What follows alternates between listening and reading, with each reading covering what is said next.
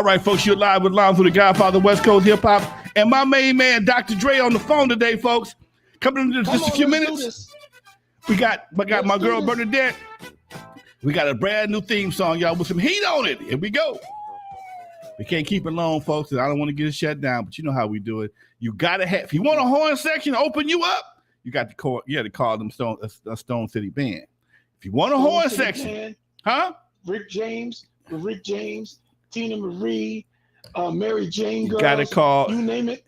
Come on. You got to call the Stones. Now, you know what? Now, back in the day, Dre, before we get too deep into the show, most of these kids, most of these youngsters don't know about the horn sections. Okay, anybody had a horn section? God knows how long. They don't know about bands. Okay, they don't know what a band is. Right. They know about beats. I'm gonna show you. No, I'm gonna show you our age because I know you know this. Go ahead. I remember, and some people had the opportunity to watch the Rick James documentary, which is called Bitchin'. I love that documentary. But I was at the concert when Rick James did Street Songs, that album. And the Stone City Band came out. Tina Marie came out. Mary Jane Girls came out. Stone City Band. He destroyed the Nassau Coliseum single-handedly. And he had 2 other opening acts before him. But when Rick hit the stage, Now people don't get that. I know I've been blessed and live in a time where we got to see the Godfather of Soul, the Godfather of Funk, the Godfather of it all, James Brown, and his bands, the Commodores, the Jackson 5, Earth, Wind, and Fire. I mean, I can go down the list of incredible live performing bands that when they hit, now here we go. Crazy. Go for it. Here we go. Hold on. I got to put something in there. You go. Now, here's something that we forgot. Back in the day, there was always a battle who had the baddest horn section. You had the Brass Construction. That was some bad boys. You had Sky had a badass horn section. Commodores. Who else? Oakland. Commodores were the Oakland boys. Lionel Richie and company were their own horn section. Right. They played instruments. Right. I'm just saying, but it was somebody else. Tower Power. These are some of the top horn sections in the world. If you ever want to hear some shit, hear some tight ass horns, grab anything. You left something out. What? You left something out. Who? Very big. Who? James Brown, Bobby Bird, and company. Greatest horn section. Earth, Wind, and Fire's Phoenix horns. They were Earth, Wind, and Fire. Motown's Funk Brothers and their horn section. Incredible. Now, but a lot of these horn sections were passed around on recordings. That's why when you hear something, say, damn, they sound so good. Because Phil Collins recognized that, and he hired the Phoenix Horns to play with him on the Philip Bailey, who was the lead singer of Earth, Wind, and Fire solo album. Phoenix Horns, incredible. Right. And Maurice White put them together with, of course, Don Myrick. He plays so lovely. Don't you agree? Now, my boy, I just buried a buddy of mine. Damn it. I'm having a brain fart. I just Don't worry about it. One of my boys, damn. We just buried him last week, 2 weeks ago. He was the teacher at he was a music teacher at Locke High School. He taught Tyrese, Patrice Rushen, N.W.A. Chandler, Reggie Andrews. If you stop thinking about it, it'll come to you with no problem. Reggie Andrews. Yes, it will. Okay. Bless. Reggie Andrews. When I listen to the Earth, Wind, and Fire music audio book, 2 of my partners was mentioned in the book. Okay, 2 of my good friends were mentioned in the book. Reggie was one of them, and also my boy Wayne Vaughn. And these guys are true musicians. True musicians. You must be talking about Maurice White's book. Yes. Wayne Vaughn, who also married one of the Emotions. Okay, I mean these are my people, and it's like, damn, I knew, but I had to be reminded. And when I think that listening to Maurice White's book made me go back and update my Earth, Wind, and Fire music collection, because boy, I'm an Earth, Wind, and Fire fan. But sometimes you just forget. Maurice White single-handedly created the greatest performing band in the history of music. You think so? Earth, Wind, and Fire did, yes. Earth, Wind, and Fire are some bad boys. Ohio Players wasn't no chump. No. When I said performing live band, okay, their stage show. Since you read that, okay, yeah, and please read Philip Bailey's book too. It was they take no prisoners. What they did was unmatchable, because they wanted to compete with the big rock and roll bands that did stadiums. Because at that time, we weren't doing huge stadiums. You were doing big venues, but not stadiums. Right. So he brought that stadium attitude process. Yeah. Yep. That next level. And I'm talking about when you went to an Earth, Wind, and Fire show and you saw Fred White levitated in the sky and spun around and were like, what the hell was that? When you see Verdine White levitating in the sky and being struck, and I'm talking about, and the band is hidden. Now, you know where they got that from, right? Go for it. When they went and saw George Clinton land the mothership, okay? Yes. When the mothership... when George Clinton and them bust their ass, remember in D.C.? In the book? Right. They never again. Never again. And George Clinton and them whooped their ass. He said, I am not letting that happen again. You know what? We talking about an era when music was competitive, okay? When your stage show, your costumes, your music, everything was being judged by your other stage groups and your other performers. And if your shit wasn't right, your shit wasn't tight, it wasn't right. White. Okay? You get wiped off the stage. I got to tell you a quick story before we start our show. I got to tell you this quick story. And then I'm going to give you one Parliament Funkadelic show. When I first started doing World Class Wrecking Crew, I just refused not to do something. I wasn't a DJ. We don't need two DJs. We had four of us in the group. One guy out front. The other would go back and forth. DJ play the timbales. He would do different stuff. And then what am I going to do? So I bought a bass guitar. I'm going to be the bass player. Okay. And bass player, I can't play bass. I don't play bass. I never had a bass lesson. But I figured I look good holding that son bitch, right? And I was on my Michael Jackson thing, right? So I had the black glove on.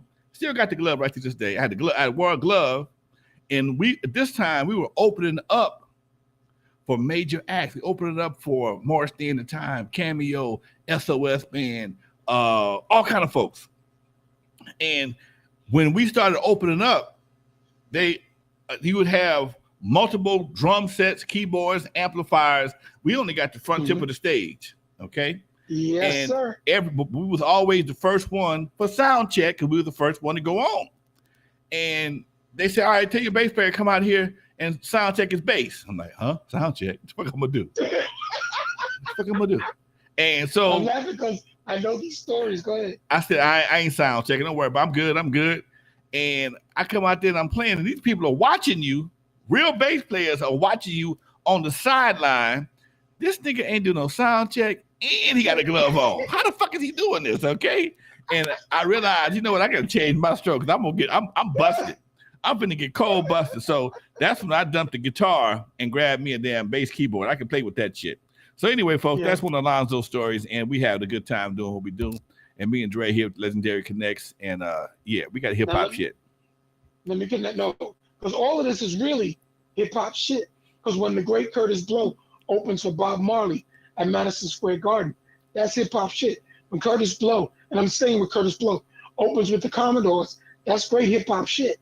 It really is. Mm-hmm. Now I'm gonna give you a Parliament Funkadelic story.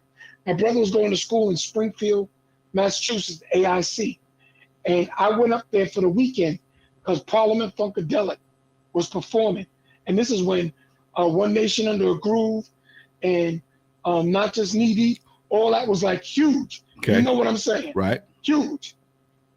I went out there and I had seen the tour where they landed the mothership at Madison Square Garden. Okay. I said, how did you get in there?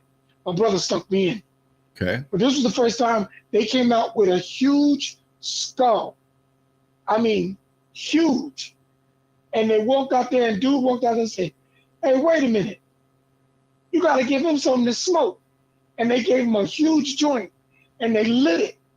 And the eyes rolled. The smoke came out, and then they started going off. And I'm talking about they performed for 4 hours straight. No breaks, no laybacks.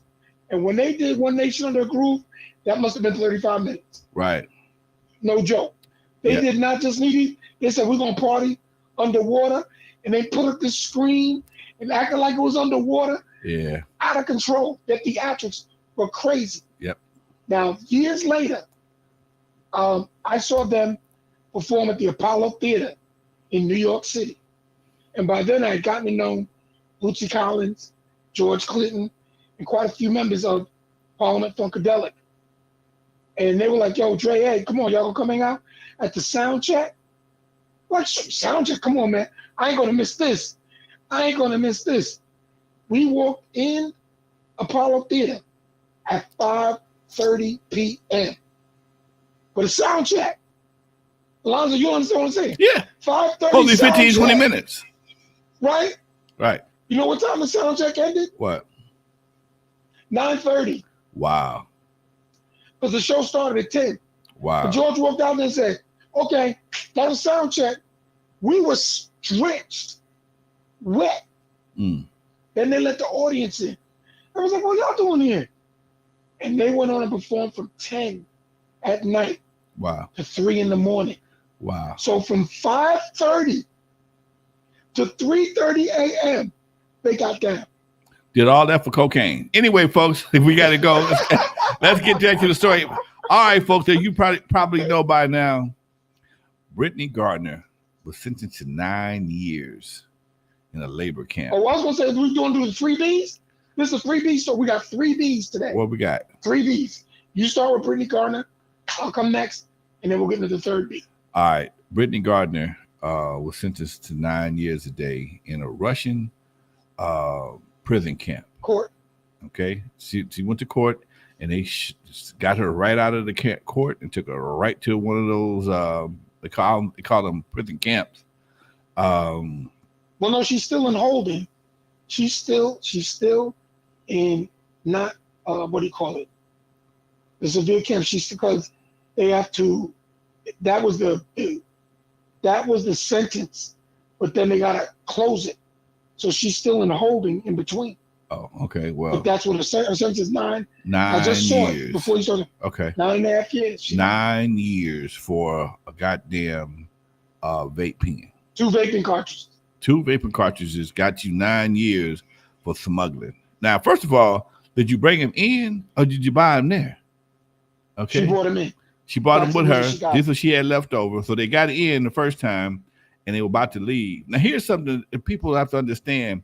When your ass go overseas, you ain't got the same right to attorney and same civil rights. You ain't got the same shit. Mm. You think you can do shit over here, over there. You know, no, and because you think you're a celebrity, you can go, nope.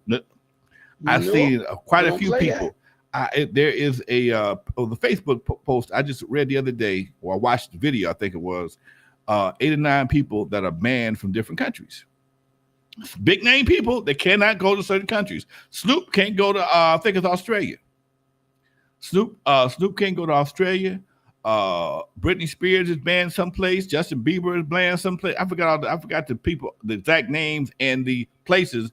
But there's several people that cannot go to certain places because even the Beatles couldn't even. They got busted in, I think it was China or Japan, with some weed. And they were busted in Japan for weed. Okay, you busted in Japan for weed. And you might as well slap the prime minister. You might as well go slap the prime minister. They just let Paul McCartney back in. Okay. They did like a whole, you served your time. Dude served 50 years. My partner was in a band called Precision. they were going to Japan to play because back in the 80s, Japan was always booking people. And Precision is actually the Uzi brothers. Anybody know world class history? The Uzi brothers are formerly known as Precision. Well, they got booked in Japan at one of them long ass tours because they like American music in Japan. And while on the way there, they searched my boy opened up a keyboard and put some weed in the keyboard, and they found that shit. They say when they left the airport, he didn't leave with them. Okay, he had one or two choices. He can go to court, or his ass can get on the plane and go right back to America. You cannot come past. You do not pass go. You will not get $200. He said they'll do the whole show without the lead singer. True story. Wow. So yeah, you cannot. It doesn't pay. It doesn't pay to bring it in, take it out. Don't do anything, or even indulge in it. Why? If you don't know the exact rules, in fact, man, I'd be scared to drink alcohol in some of these countries. I mean, you like my man says exactly. You don't act or think like an American outside of America in many countries, especially a communist country. Thank you, Crypto Charles. Yes. Okay, especially the only country you can go and smoke weed and act a fool and do what you want like that is Amsterdam. Because when original concept we went over and we played in Amsterdam, we played 4 dates, and my partner, the late great Elliot Nobles, one of our co-producers, and Jeff Foss, late great Jeff Foss, we went over there and they were smokers extraordinaire, and they got the weed. They were like, "Yo, this is incredible weed." This was before the weed that we got here today. Okay. Over there, you can buy it open like across the counter. You go to a cafe and smoke it. Yeah, and smoke whatever you want, how much you want. And walk down the street high. You can do what you want. That's not a problem. But you have to understand that rule. But when we went to leave, and the 45 King was with us too, everybody stripped down and said, "We got nothing. Don't have anything on you." Because we went from Amsterdam and had to fly into Germany. And because of the weather, this is when there were 2 Germanys. Okay. We went to communist Germany and had to go through what do you call it? When you have to walk from one airport into the next one, because we got grounded in West Germany because of the weather. We looked at each other and we looked at Mark and we looked at Elliot. We said, "Please, Jesus, I have nothing on you. Please, please, I have nothing on you." Right. They bring the dogs out. They go through your luggage. Worse than they go through your luggage at JFK. And luckily, we had nothing on us. Wow. And we got picked up in a bus and driven across the border. And the driver said, "Y'all better be happy, because I can tell you tons of entertainers that get caught, and they will hold you." Yeah. They don't even want to hear it. They don't want to hear it. I'm looking at Crypto Charles says Netherlands, Holland is off the chain. I did a coffee shop tour, got hella weed. But once I got on the train to Paris, I threw all that shit in the trash. Ain't worth traveling with. I ain't mad at you, Charles. Nope. Guess who just joined us? Thank you, Charles. Guess who just joined us? Miss B, what you doing in the dark? Now, last week you had a beautiful picture. Now you looking like Elvira. Pay the bill. I'm on the road. Oh Lord, see I'm on the road. Give a sister a compliment one week, and she come out there in the shadows. So I gotta add. Wow, the legends. Y'all do not hold punches at all. You in the dark. All I see is teeth and glass. Okay, that's not working. I got a non-focus. I'm gonna work on it. I'm probably gonna turn my camera off. I got a. Okay, that's cool too. Let me tell the chat, hey. The chat, they're looking for you. Anyway, I'm here. I'm moving stuff, so I'm in the woods. As she moves through the woods of Mississippi, avoiding deers and skunks and various vermin, coming through Texas, you're gonna see armadillos up their ass on the road. I didn't know armadillo was as hard as, but they say an armadillo would tear your car up. That true? Oh, you hit it? Yeah. Wow. Yeah, it's a hard shell. Yeah. An armadillo would You tell didn't know about that? I never hit one with a car. I know a deer tell your ass. I've seen cars hit by deer. Oh, deers will destroy your vehicle. And then some deers, if you hit, they will climb on your vehicle, jump off the other side, and run away. Okay. Now. Yeah. Depending on how hard you hit it. Anyway. I have had a deer look inside of my car at me. What? And went over the car. You had a deer. It made eye contact with me and my son. Came to your car, looked in the window, and just said, "God damn!" Jumped over the car and looked right into the car. Was the window down? We were arguing about Michael Jackson. Yes, we were arguing about the song, and the deer jumped over there the car, looked inside the car, and we stopped arguing. I was like, never mind. And then talk about play what you want to play on the radio. Wow, did he touch eye the car? contact. Did he touch the car when he jumped over? He just jumped over? Not at all. Clean. No, just made eye contact. Wow. Clean jump. And so when something like that happens, you straighten up. You stop acting. You stop doing what you're doing and say, "Okay, God, I got it." Wow. Don't act a fool with it. It was weird. It happened though. It was up at Mississippi State University. But then deer do make the best spaghetti though. Huh? What do they call it in Italy? I know Dre now. What do they call it? Spaghetti? Oh, venison. Deer makes the best spaghetti meat. Who told you that? Yeah. See, here come. I did it for a Super Bowl party. Here come the country coming out. And everybody ate all the spaghetti. She drives barefoot. The country. It was for a Super Bowl party, and the Italians. But both of you knew the name of it. I call it deer sausage. What do y'all call it? What do you call it, City Slicker? It's called venison. Okay, see, ain't no name on it now. Ain't no name. She called it deer sausage. It's called deer sausage. My uncle and them used to go deer hunting all the time. That's why I know about it. See, so y'all be knowing. Don't be putting country off on me. Huh? I never heard it called deer sausage. I ain't never heard it called. The culinary name is venison. Okay, y'all ain't never. The culinary name. It's time for the country name is deer sausage. Kitchen. The country name is deer sausage. Okay. Deer sausage. Deer sausage. Okay, here we go, y'all. We go. Bernadette is here, y'all. She's moving through the woods of Mississippi, the backwoods, because ain't a light nowhere near her ass. I see a little reflection in the glasses. That's about it. Anyway, folks, we are live. Our chat room is live. Arguing about who's better, Michael Jackson or Prince. It's some craziness. Hate to tell y'all this, but talent for talent. Talent for talent. When do we switch to this? I'm in the chat room because Bernadette's in the dark. My man Chaz M says, arguing about who's better, Michael Jackson or Prince, is some craziness. Now, if you think about true talent versus entertainer versus true multiple shit, Prince gonna whoop his ass every day. Can't talk about record sales because Michael gonna kill him. But when you talk about a true entertainer who has written, produced, not only his shit, but multiple other people's shit, play multiple instruments, dance his ass off, so he's a hell of an entertainer, okay? Flip, flop, do all kind of shit, fashion guru, all that kind of shit. Prince gonna tear his ass up because he's a Gemini and I love him. Mike, bad record selling boy, but Mike got to have a team to sell them records. Mike, they have more producers than Snoop Dogg. Mike, without Quincy. Stop. Without Quincy, you ain't got much. Come on, talk to me. Stop. Come on. Stop. Don't do it. Don't do that. Come on, here we go. Even Prince will tell you why Mike was better than him. Because it wasn't Mike's producers. If you watch that audition tape for Motown and Mike is singing James Brown, baby, baby, baby, hear me, baby, I got the feeling.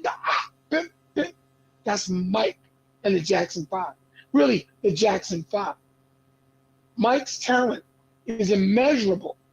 Now, we're not talking about musicianship, writing. That's a talent too, ain't it? No, it is. Okay. The comparison, wait a minute. The comparisons aren't equal. They're not. Mike had a 10-year start on Prince. Thriller. Mike wrote the Thriller album. Mike wrote "Don't Stop Till You Get Enough." Mike had a lot of help. Mike had a lot of help on the boogie. Mike had a lot of help. No. Mike had a lot of help. Serena Garrett. Mike, when Mike started messing with Prince, Prince called his team, and then they might have got credit for it, but Mike had a lot of help. So did Prince, but Prince didn't give his team credit. Who he had help? Morris, did you read the Morris Day book? Yeah, I did. The Morris Day book, what he talks about, he and Prince's relationship. Did you know that Morris Day's mother used to manage Prince? What they got to do? Morris Day? Heifer ain't played no instruments. What they got to do with anything? Wait a minute. Morris Day, and I forgot what it's called. Graham Central, not Graham Central Station. No. Graham something. Who wrote some of the stuff that got Prince the deal? Larry Graham? Not the Prince. No, not Larry Graham. That's what I said. You got to read the Morris Day book. I got the Morris Day audio book and listened to it twice. He explains that group that he was in. That's how he got his Warner Brother deal. Right. That was that group. And he said it was himself. They all knew that Prince was a music prodigy. He was. But Mike didn't have to play everything, especially in early Motown days. That's why the Jacksons left Motown. But all Prince, the other Jacksons. When Michael was doing hold on.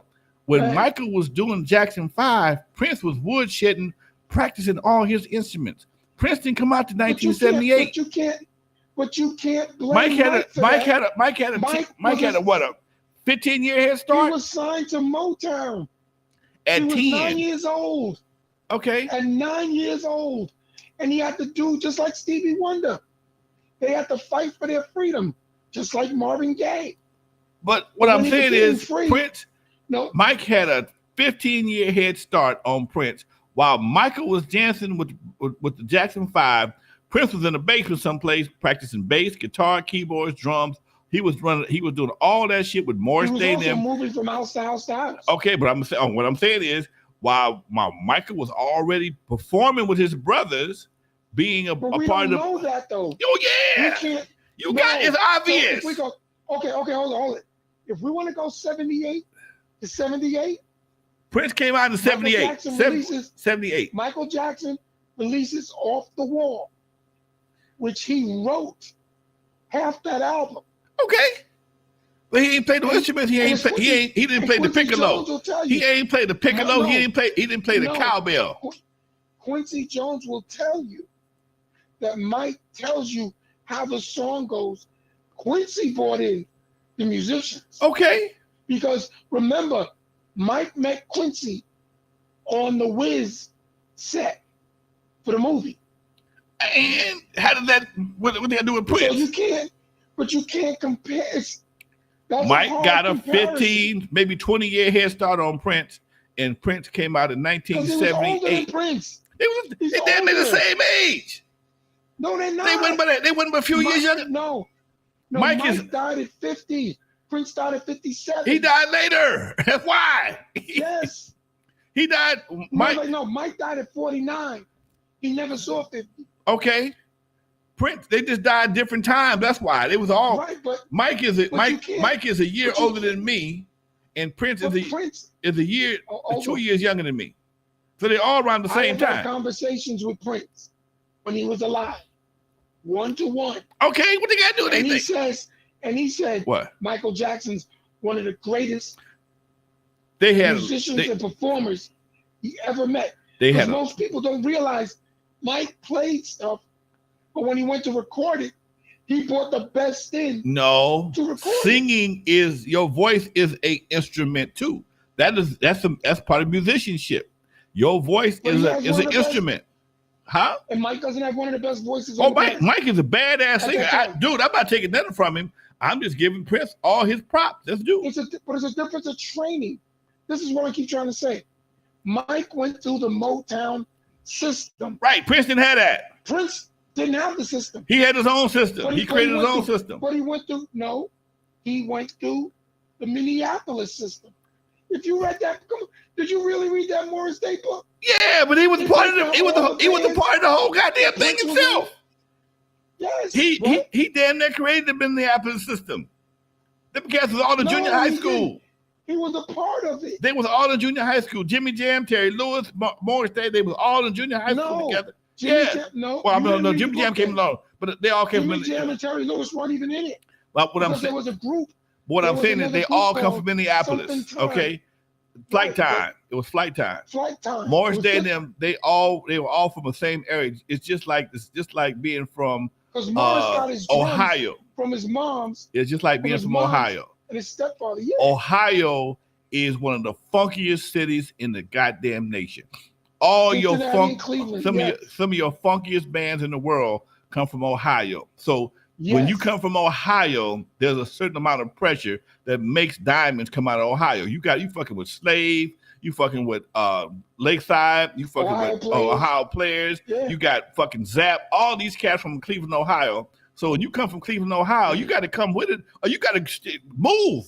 So the same thing with Minneapolis was having the same thing. And Prince and Morris Day, all them cats were at the root of that shit in their teens. They were at the root from learning, not leading. Okay, but who came from Minneapolis before them then? So where they get they got their funk from? They had to borrow that shit from New York. They had to borrow from Cleveland, Ohio, and create their own sound. Because wasn't nobody from Minneapolis that I know of that was kicking their ass before Prince and them started kicking ass. They put Minneapolis on the map. From James Brown. Who? Say that story. But James. Listen, them talk about it. James. They talk about Parliament Funkadelic. I understand. They talk about James I get all Brown. that. But they talk about the Common. But what I'm saying, but Minneapolis was not on the map. Minneapolis was not on the map till Prince put it on the map. It was just another spot. A good musician, they'll tell you. Anybody would tell you, good musician. All musicians steal. They borrowed from James Brown, from Little Richard, and they put it on the 4 foot, 3 foot motherfuckers from Hills, and you got Prince. Okay, Mike borrowed from Jackie Wilson. He borrowed from James Brown. He did all that shit, and just like so many of them guys, he followed their footsteps by being a great entertainer. He was a songwriter, but he wasn't the same. He wasn't the multi-talented person that Prince was. He had a lot of talent, but he wasn't.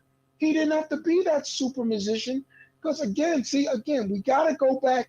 See, we're gonna always argue Mike versus Prince. Okay, it's not an equal argument. Why? Mike didn't have to, because he didn't have to. Barry Gordy wasn't gonna let Michael Jackson play bass, lead guitar, drums, keyboard. He didn't let nobody do that. Right. That's what the Funk Brothers was all about. Okay. He put the best musicians on the records. Okay. That's why Marvin Gaye. But Prince was one of the best musicians. Prince became one of the best musicians. But that's without denial. But it's a different era in time. By the time how can it be a different era when they all there the same age? No, come on. I'm being honest. Different time when Prince was doing that. Prince was Motown already existed. Oh, you just said almost 20 years. Right. Michael Jackson had a 20-year head start, and Prince popped up in the 80s. Not Michael Jackson. The Jackson 5. Motown. Okay. Well, Motown. Mike came out in 67? 69. 69. He came out in 69. So by 1979, he had a 10-year head start on Prince. No, he didn't. He was in a system that was existing. But I hear what you're saying. But what I'm saying is he wasn't alive when Motown started. Wait. But what I'm saying is Prince created a system that included everybody. Prince you didn't read that book real good. Prince created a system. I'm gonna start bringing up chapters. No, Prince was a part of the Minneapolis system. But he was the one that put everybody on. He was the first one to get put on, right? He got put on, and he started grabbing folks. Day's mom, when Prince took the tape, since you read Maurice White's book, but you know Maurice White's management. Well, yeah, follow them. Picked up Prince. Right, yeah, picked up Prince. No, other way around. It was other way around. Based on what Maurice White. Right. Because Prince idolized Maurice White. Right. And Earth, Wind and Fire. All right. He idolized them. I tell you what. Reason why I got so much respect for Prince is because I got nothing but respect for him too. Reason why, let me finish. Reason why I got all this love for Prince is because Prince got a legacy. He got a tree of people. You got Alexander O'Neal, Sherelle, Jimmy Jam, Terry Lewis, Morris Day and the Time, Jesse Johnson, Sheila Easton, my girl Vanity Six, Apollonia 6, Sheila E. Mike ain't got nobody but Mike. When Mike left his brother, come on. When Mike, no. Mike left Jackson 5, them niggas start parking cars. When Mike left Jackson 5, they start parking cars. What? What? Come on, man, you can't do that. Where was Mike's fruit at? Where was Mike's fruit? Them kids that don't look like him, he got 3 kids don't look nothing like him. They can't sing and dance, they don't look nothing like Mike. Mike got 3 kids, don't look nothing like him. I don't get a Jackson paycheck. I don't either. I'm just saying, Mike ain't got no fruit under his tree. Her brother is the reason she was able to do. No, that's Joe. Joe made everybody sing. He beat everybody. He whooped everybody's ass, made them sing every Sunday. He whooped everybody's ass and made them sing. He tried to make Rebe sing. Rebe had one hit record, Centipede. Only person could. Even Jackie Jackson tried to sing. Jackie can't sing. Martin can't sing. Randy can't sing. Tito played guitar. He's still trying to play guitar, but most of the time, the niggas is parking cars. I don't know why you assassinate the Jacksons. I love the Jacksons. But when Michael left the balloon of the Jacksons, when Michael left the Jacksons, the Jackson balloon stopped flying. Mike made Muscles with Diana Ross. Mike made a lot of joints. Mike got down with Paul McCartney. He didn't make, but McCartney was a Beatle. He didn't need Michael. Michael didn't need him. What I'm saying is, dude, Mike ain't said. Mike got two different things though. Mike got presented. Mike got presented to the world through Diana Ross, although it was actually Gladys Knight. It was Gladys Knight, but Diana Ross was the biggest star, so they put her name on the album. Right. Diana Ross presents Michael Jackson. At the Apollo. Jackson 5. At the talent show. Right. At the Apollo. But what I'm saying is, of all the fruit that came from that tree died when Michael stepped off that tree. When Michael got picked and became a solo artist, the rest of the tree pretty much died except for Janet. Okay? And Janet was already. Jermaine didn't die. Jermaine didn't die. You see that nigga hair? Hair? Jermaine. Have you seen Jermaine's hair? Jermaine looked like he may not have died, but that time his damn sure looked dead. Wait a minute, Uncle Daddy has problems. Uncle Daddy, what's that Uncle Daddy? Uncle Daddy did bring us. Uncle Daddy bought a Switch. What? He brought us the bar. Wait. What's the other guy on P Valley? It ain't Uncle Daddy, the one on P Valley. Damn. Oh, come on, man. The dude with the slick hair, the gay dude with the slick hair on P Valley. Y'all help me out in the chat room. That's who he looked like with that slick ass hair. Jermaine's hair looked like he take it off and take it off his head like I do my hats and put them on a dummy. Okay, he looked like his hat come from Jeff Dunham, one of Jeff Dunham's puppets. All right. I don't know why you on the Jackson assassination tour. No. My man Rob Trouble said Jermaine hair looked like Count Chocula. He ain't lying. I'm just saying, man.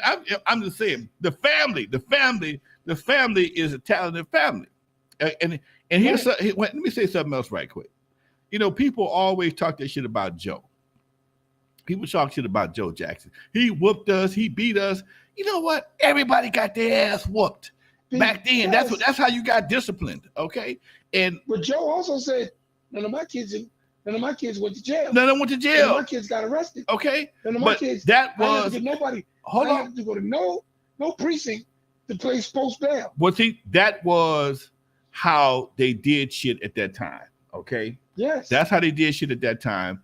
Your daddy would come home and he'd be tired. He put hands. You did something stupid. He put hands on you. This brother, man, beat Michael Jackson to superstardom. Oh, but think about that. Oprah had. Let me finish my story. Oprah had Tyler Perry on her show one time, and Tyler Perry and his daddy be having issues, having a few issues, and he tries to go on Oprah and try to get some sympathy from Oprah and the audience. My dad beat me, and Oprah said, "When you finally met your dad, how did you feel after all of those beatings?" My daddy told me if he'd have beat my ass more, I could have been Michael Jackson. Okay, so okay, so sometimes, and don't get me wrong, I don't believe in child abuse to no form whatsoever. But sometimes you got to put hands on a little something, gun. Just let them know who the boss is. Okay. If we stop giving out participation trophies and stop participating in ass whoopings, okay, my daughter wouldn't have. My daughter's job, my oldest daughter, her job is to go to different schools and deal with behavioral problem children. Okay. Back in the day, she would be called the vice principal. Okay. But she don't whoop them. Or the dean. The dean or the gym teacher. Okay. But because everything is psychologically based now, no physical situations are applied. A little son of a gun could act a fool, hit the teacher, call the teacher all kind of names. And you have to talk to him or her and get them to understand what they're doing wrong. Okay. Where 10 to the ass, grab your ankles, take 10 to the ass, they'll know. And it's over with. Say that money. Anyway, folks, I'm just saying. Let me say something. Let me jump in real quick. My father never beat me, but I watched him beat my older brother. One time, my older brother did something. My father snatched him by his neck. My father was 5'11". My brother was 6'3". He lifted my brother off the ground, grabbed the broom handle, and said, whack, whack, whack, whack, whack. Let my brother go. You ever see when the cartoons, when your feet are moving, but you're not on the ground? And on the ground. My brother's feet were doing that. And he ran out the backyard, jumped on his bike, and split. Came back in the house late that night. Not a word he said to my father.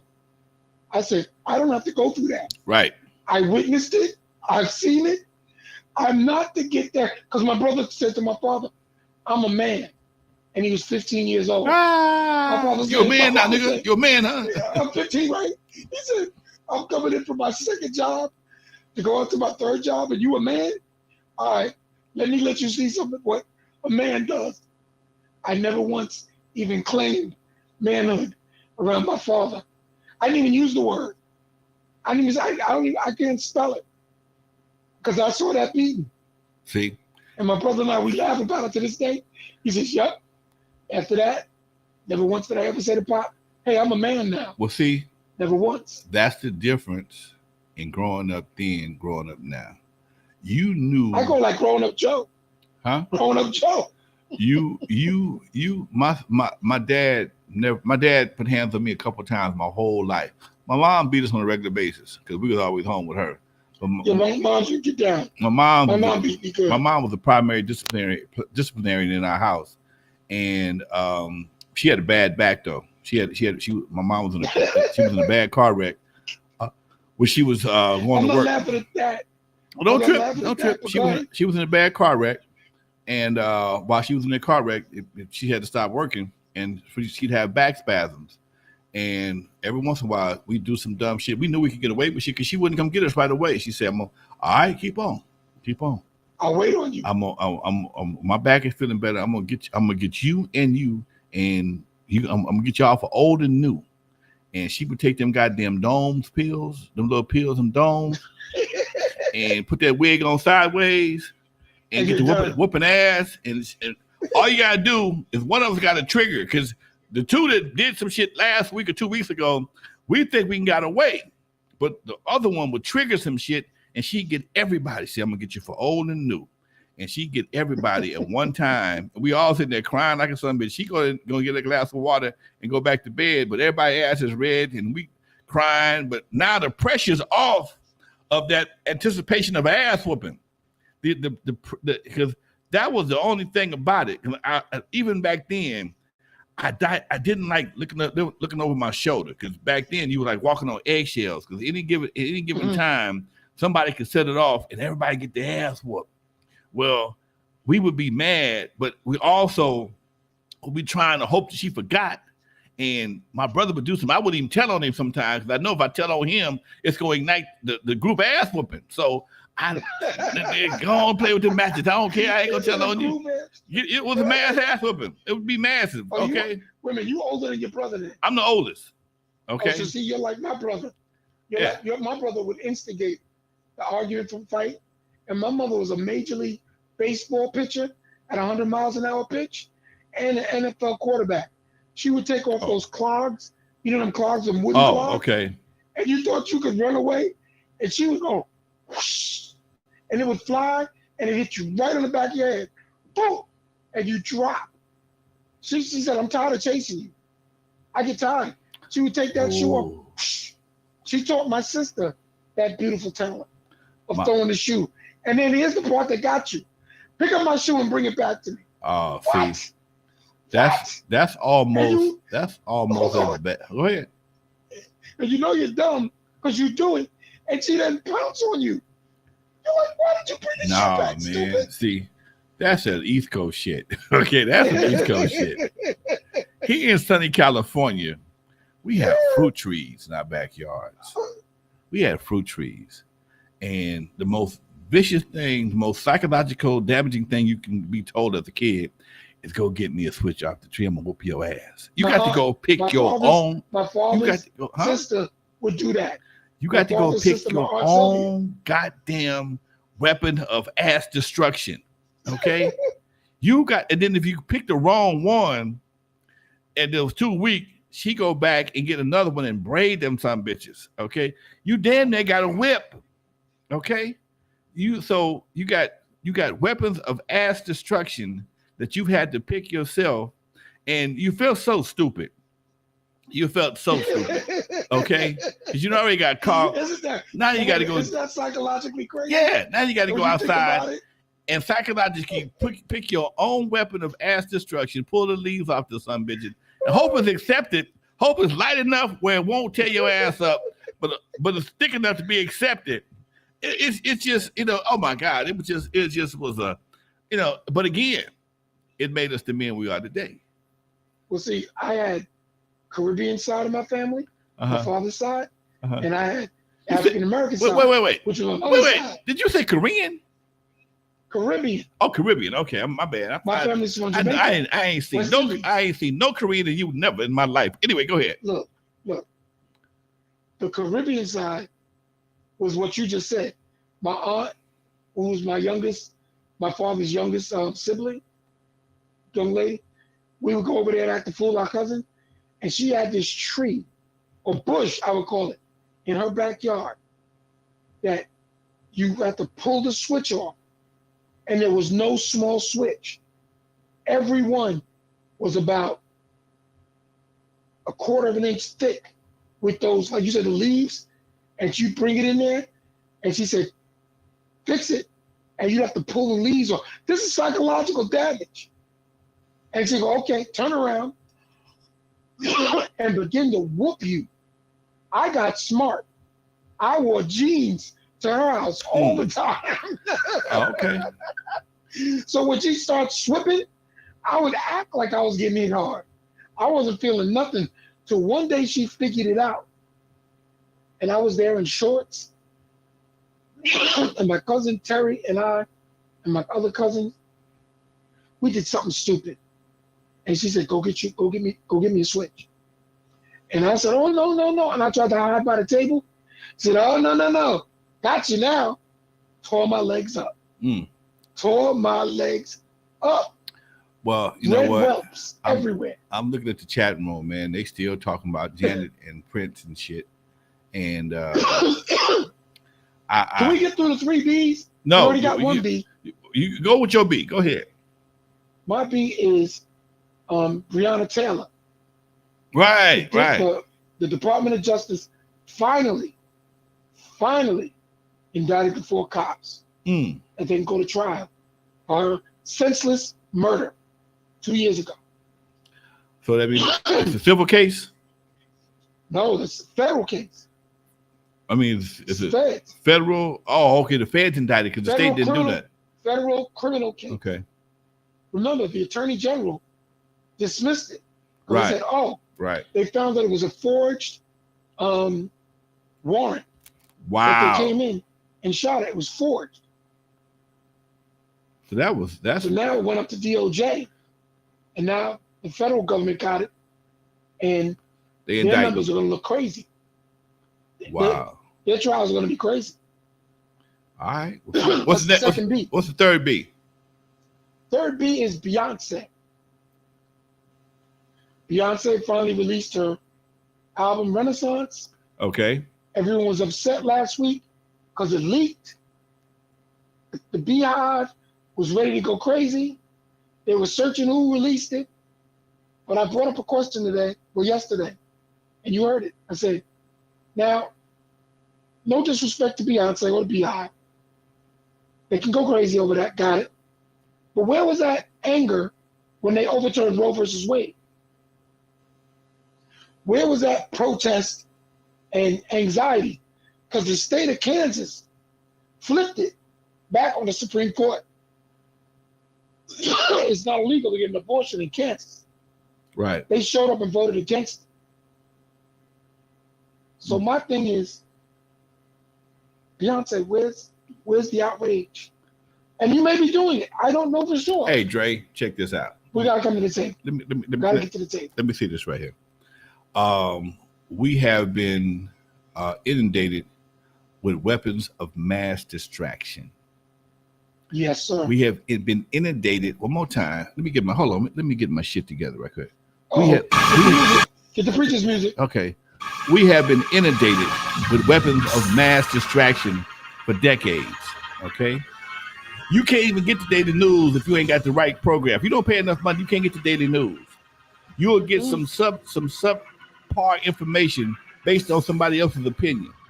And by doing that, we are constantly being programmed, influenced, misled by things that are not important to us. And some of those things are the so-called pop culture. What Kanye West is wearing, who released Beyonce's album, what so-and-so was doing over here at the Emmy Awards, what somebody wore at the other award. Meanwhile, everything is being ripped off, stolen, or fucked over in a major way. And we are so busy with frivolous shit, we don't pay attention to the real shit. The real shit that's happening in Washington, D.C., the real shit that happens in California State, Sacramento, the real shit that happens in your hood, your community, whatever the case may be. We get preoccupied with bullshit, and the real shit goes right past us. So that Beyonce situation, that was, for me, that was a publicity stunt. That was a publicity stunt to get people to be aware that the album was coming. We leak it a little bit now. The Beehive starts buzzing. And then when it does come out, everybody's going to jump on it to see what the big deal was. Meanwhile, they didn't promote it. It's probably going to download triple platinum or some shit like that because of the buzz. Your girl, was it Khalees? Pitched a bitch because she used a sample. Bitch, shut up, got your money. What was you thinking about? What was you thinking about? You mad because Beyonce used a sample on her record of your voice or something on your record. If that was one of your samples that you own, publishing or writers own, you're entitled to a check. Yes, you're going to get money. You will be compensated. You will be compensated. But because you was so busy picking a fight with Queen Bee, she told her, hold on, baby, hold on. Take all that shit off there. Fuck that bitch. I ain't going to do nothing for her. Okay? I wish Beyonce, pray to God she's not turn off the lights. Surgery, juice, Cabbage Patch. Beyonce, please sample some of Lonzo shit. I don't give a damn what you do with it. Just sample some of it.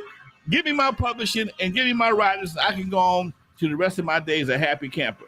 It don't make no sense. But people, here again, you got people that are more interested in the social media aspect of picking a fight with Beyonce than the financial benefits of having her use your shit. Okay? Because and then they made her take a word, or that she volunteered. Yeah, or that word. What was that word? Thing that Lizzo used. What was it? Spaz. Okay. Spaz. So now, which I'm still trying to understand in the context of the song, who was she insulting? Well, here we go again. We sit in the. But she was using. She dropped the F-bomb, the N-bombs. Ain't nobody said nothing about her drop the F-bomb yet. No one cares. People been offended all day long. But you said spaz. Spaz ain't but you can be all the niggas and bitches you want to be, but you can't be a spaz. Come on, man. This is the kind of shit. See, because again. It offended somebody. When do we ever get offended? We only get offended when white people do stuff to us. People from the disability community, which is, I'm a part of that community, but I never realized saying the word spaz was that offensive? Man, it's only one person just got to be offended to make it offensive. Okay? So I didn't understand. One person just got to. If you play the song, you'll get out there and dance to it and won't think anything about it. But I just understand how is it that we can be all these niggas, bitches, and hoes, and ain't nobody complains yet. Upset. Ain't nobody complains yet. We can be niggas and hoes to all type of people, and unless it's a cop or a councilman or a politician, it don't really make a big difference. In fact, that was the same thing. A buddy of mine hit me up. I got jammed up by I was on my boy Tony A's show. We're talking about Tiger and him talking, doing those his latest song with all those Mexican stereotypes in there. Right. And I know what he was getting at. And it was cute, but in today's society, it's offensive. Okay. And like I told him, if a Mexican dude was sitting on a porch eating watermelon, drinking red soda, eating some chicken, we'd be mad to money. Okay. We'd be pissed off. Okay. But and some people, oh man, it's no big deal. But here we are again. But meanwhile, everybody gets to call everybody the N-word back and forth, and nobody has no type of. It's the most offensive word to some people that you could ever use. Meanwhile, it's being thrown around like it's nobody's business, and everybody has to accept it. And again, like I said the other day on the talk, the problem with us is we accept any and everything from us and everybody else. We don't stand up for nothing. No, we don't stand up for nothing. We watch our kids shoot each other. Nobody even said nothing. I ain't seen nothing from a national standpoint. What is the most important thing? The Benjamins, period. The what? You know that. What? The money. The money. It comes down to if it makes money, can't be that offended. Right. If it makes enough money, you can pay off the offensive part. If you make enough money, you can buy you some grace and forgiveness. It won't be offensive no more. And that's what happened with us. We watch all these brothers every week. We talk about different brothers that's dying. Poor brother in Louisiana called his ops out in front of his house, and 5 of them murdered him in front of his dad. Dad shooting back at people, trying to save his son, and they still killed him in front of his dad. Yep. Okay, where is the outrage on that?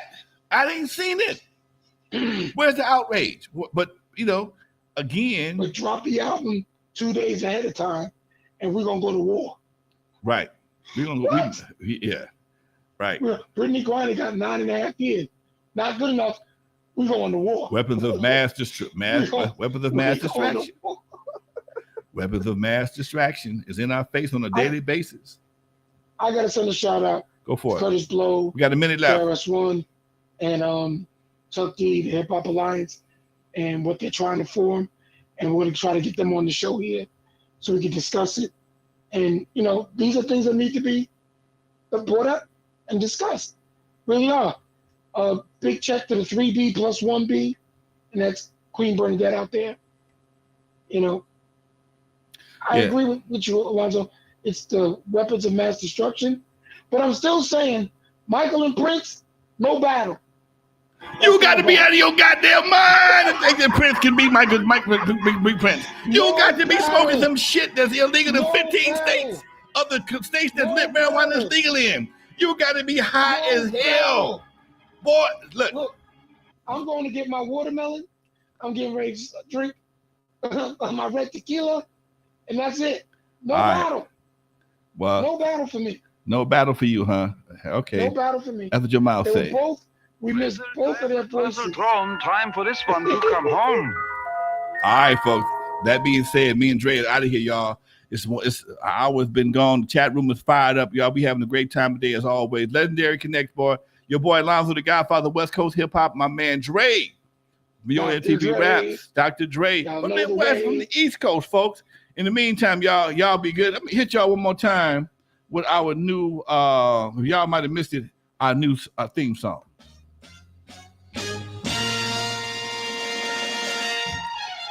Y'all know what this is. This is Legendary Connect. Turn it up, y'all. Don't play. Here we go. We are out of here, y'all. Lonzo and Dr. Dre, Legendary Connect. Miss B, get you some lights. Come on back, girl. In the meantime, chat room, we love you, folks. See y'all next Thursday. God willing. Thank you, chat.